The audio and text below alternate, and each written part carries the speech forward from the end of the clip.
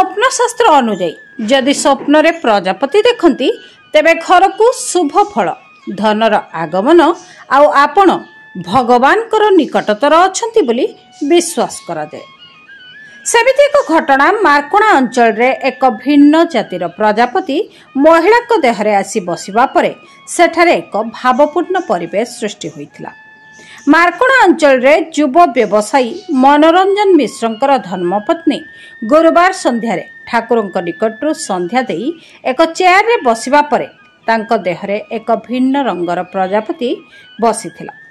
ठीक जगन्नाथक आकृति विशिष्ट एही प्रजापतिटी परिवार मन मध्य एक आध्यात्मिक परिवेश सृष्टि करिथिला।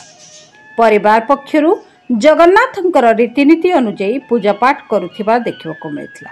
ए घटना को जी जहा कहतु ना कहीं से किंतु भावभक्ति रे भगवान जगन्नाथ को निकटरे एही प्रजापति रूप में पाइथिबार दृढ़ोक्ति करती। मो नाम मनोरंजन मिश्र, बालेश्वर जिला सिमुलिया मार्कोणा। आज संध्या दबा समय विरल प्रकार प्रजापति घर भीतर को पशि आसला। अचानक मो स्त्री संध्या दौले आसिक सीधा हाथ पर बसीगला आ उड़ीकी गला ना। देहर संपूर्ण भाव में जगन्नाथ चिन्ह जगन्नाथ जहाँ रूप अच्छी देहर सबू अच्छी। तेणु जो सी जगन्नाथ रूप धरिकी आसिले क्या बहु प्रजापति देखी आज पर्यंत एवं विरल प्रकार प्रजापति देखी ना। तेणु जगन्नाथंकर चिन्ह जगन्नाथ वर्ण थी ये प्रजातिर प्रजापति देखी मु आश्चर्य हो गली। आश्चर्य होगापर धूप दीप नैवेद्य दे यथा संभव पूजा अर्चना कलु आ मनरे बहुत खुशी आसला कि ये जन्म जगन्नाथंकर रूप आम दर्शन करूँ। जगन्नाथ जदि स्वयं दारु ब्रह्म जदि मीन रूप धरी संसार को रक्षा करें तो जगन्नाथ रूप सी भी आसिक प्रजापति भाव में भक्त मान दर्शन दे पारे। तेणु बहुत खुशी लगे, बहुत आनंद लगे। दर्शन में बहुत भाव विवल हो गली। जगन्नाथ अनेक रूप अच्छी मुझे भर गोविंद नाम धरिक बहुत भल पाए। रूप तो एक ब्रह्म द्वितीय नास्ति। तेणु स्वयं ब्रह्म ही जगन्नाथ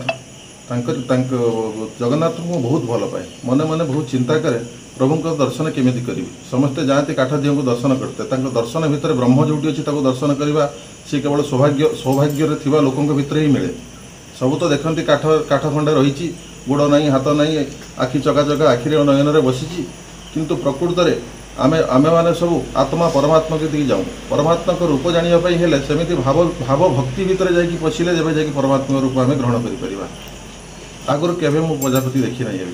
मु शशिकांत साहू मु आसती नना घर किसी कम तो आसिक देखिली घरे शुणा पाइली जे एक विरल प्रजापति आसी जोटारे कि जगन्नाथ प्रतिबिंब अच्छी।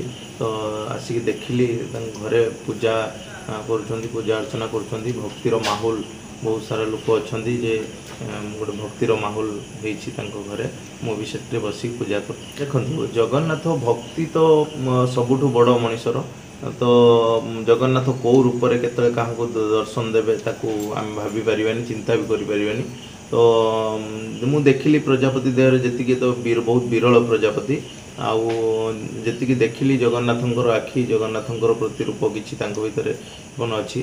समस्त मानवा या जे जगन्नाथ आमको ये रूप में क्या कौ रूप में दर्शन दिखती आमको आज ये रूप में दर्शन देती।